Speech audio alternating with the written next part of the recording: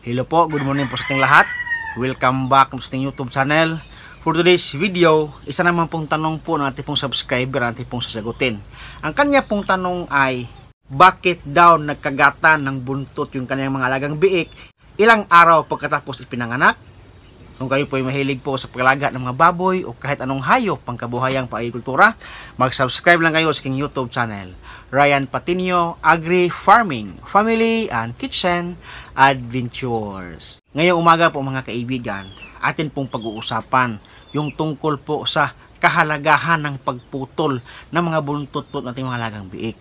Ako po sa pag-alaga ako po ng mga biik po mga kaibigan, akin ko na po nakasanayan na ito po mga biik natin, pagdating po ng ikatatlong araw, tayo po ay nagpuputol po ng buntot. Hindi lang po yung pagputol ng buntot ang atin pong ginagawa sa ikatlong araw, kundi kasama na po doon yung pagturok ng vitamins, pagturok ng iron, pagputol ng pangil, pagputol ng buntot, pagkapon ng mga lalaking biik, at saka paglagay ng marker po doon po sa mga biik na po ating pong gawing inahing baboy o kaya na po doon po sa mga burlet na pwede po natin gawing barako po mga kaibigan. Dito na po papasok yung kahalagahan ng pagputol ng buntot ng ating mga alagang baboy.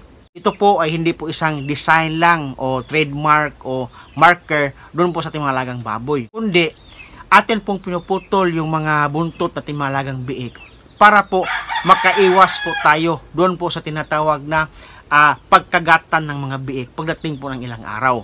Kasi po mga kaibigan, yung ating po mga biik kasi kapag medyo may edad na o ilang araw bago ipinanganak, sila po ay mag-ano na po yan, kumakagat na po yan sa mga gilid ng ating kulungan o kaya na po kumakagat sa mga buntot ng kanyang makasamang biik, at saka yan po yung kanyang tinatawag na playtime o yung pagkagat-kagat dun po sa mga gilid ng kulungan, pagkagat-kagat dun sa mga buntot ng kanyang mga kasamang biik kapag maglalaro po yung mga biik po mga kaibigan. So kinakagat po lang yung mga buntot ng kasama ng biik. Ang problema po dito ngayon, kapag hindi po natin pinutulan ng buntot yung mga biik, so mahaba po yung kanyang buntot. Ngayon, kapag sobrang mahaba po yung buntot ng malagang biik po mga kaibigan, yung mga biik po ay para po silang matitempt na kagatin yung buntot ng bawat isa nila. Kapag yung buntot po mga kaibigan ay magkakaroon ng dugo dahil po pinaglaruan o kinagat ng kasama niyang biik, doon na po papasok yung tinatawag na cannibalism instinct natin mga alagang biik. Kasi ang ibig sabihin po ng cannibalism po mga kaibigan ay sila po ay na-attract dun po sa mga dugo, sila po ay na-attract dun po sa mga flesh o laman ng mga kapwa niya hayop. Kapag yung buntot ng yung biik po mga kaibigan ay hindi niyo po pinutulan at saka pinaglaruan po siya ng kasama niyang biik, kinakagat po siya, kapag nakakita na po siya ng dugo at saka laman na lumalabas na po mga kaibigan, lahat na po yung mga kasamang biik po ay magkakagatan na po yan. Kasi likas po sa mga baboy o sa mga biik yung tinatawag na instinct ng cannibalism. Ngayon, kapag ito po ay kinakagat na po ng kanyang mga kasamang biik, may chance po na ito po ay mapapasukan po ng infection kasi mayroon na pong butas yung kanyang balat. At hindi lang po isang biik po mga kaibigan, silang lahat na po dyan ay magkagatan na po ng kanyang buntot kasi mayroon na pong dugo silang nakikita. Kapag sila po ay nagkakagatan na, yan na po, darating na po yung sa punto na yung iba po ay manghihina, yung iba po ay walang ganang kumain, yung iba po ay wala na pong ganang dumede. So dapat talaga, kapag yung mga biik nyo po ay nasa 3 araw pa lang mula ng ipinanganak, putulan nyo po ng buntot. Kasi sa mga araw na iyan, kahit na magkaroon ng dugo yung buntot nila, hindi pa yan nila kinakagat kasi medyo bata pa yung mga biik natin. So hindi pa na-develop yung kanilang tinatawag na cannibalism instinct. Iwasan nyo pong magputol ng biik kapag nasa 1 linggo pataas na. Kasi yung kanila pong buntot mga kaibigan, yung buto po doon ay medyo masakit na po yan.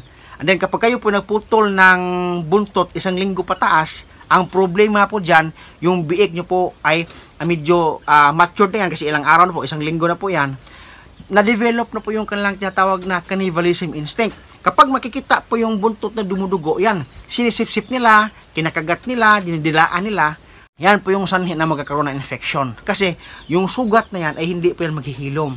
Kasi po, palagi pong sinisip-sip, palagi pong kinakagat ng mga kasama niyang biik. Ang tamang araw po sa pagputol ng buntot ng mga biik ay mula day 1 o sa araw ng kapanganakan hanggang day 3 lang po mga kaibigan. Huwag niyo na pong palampasin para po hindi pa na-develop yung kanilang cannibalism instinct. Sa pagputol lang po ng buntot natin mga alagang biik, ang iba kasi dyan mayroon pong 1 inch lang, yung iba po ay 2 inches. Sa akin po ay sinagad ko talaga doon po, sa ganyan lang po yung aking iniiwan, medyo maliit lang po. Depende po sa inyo yan. Basta ang mahalaga, putulan nyo po yung buntot ng mga biik nyo para makaiwas po kayo sa cannibalism instinct ng inyong mga biik kapag na-develop na po yan. Sa ating pong subscriber, yung kanya pong biik po, hindi nyo po naputulan ng buntot yung kanya mga biik. Ang dapat mong gawin dyan ay, isprehan mo yan ng wound spray na Convinex, pwede pong quick heal, basta sprayhan mo yan araw-araw. Kasi yung lasa ng wound spray, Convinex mo yan o quick heal ay mapait po yan kaibigan. Once na nalasahan ng biik yan, kapag nilaan yung biik yan o kinagat ng biik yan, yung part na may sugat at saka nalagay po kayo ng wound spray, kapag nalasahan nyo po yan yung lasa ng wound spray na mapait, yan po, hindi na po yan babalikan ng biik hanggang po sa maghilom yung sugat po mga kaibigan. Pero mas mahalaga pa rin putulan para po hindi po ma-develop yung kalang tinatawag na cannibalism instinct po mga kaibigan. So yan po ating vlog ngayon. Sana naman po ako nakapagbigay sa inyo ng kaunting kaalaman po tungkol po kung bakit ba pinuputulan yung mga buntot at yung mga alagang biik po mga kaibigan. Hanggang dito lang po at maraming salamat po sa inyong panonood. Happy farming po mga kaibigan. See you next time. Bye-bye.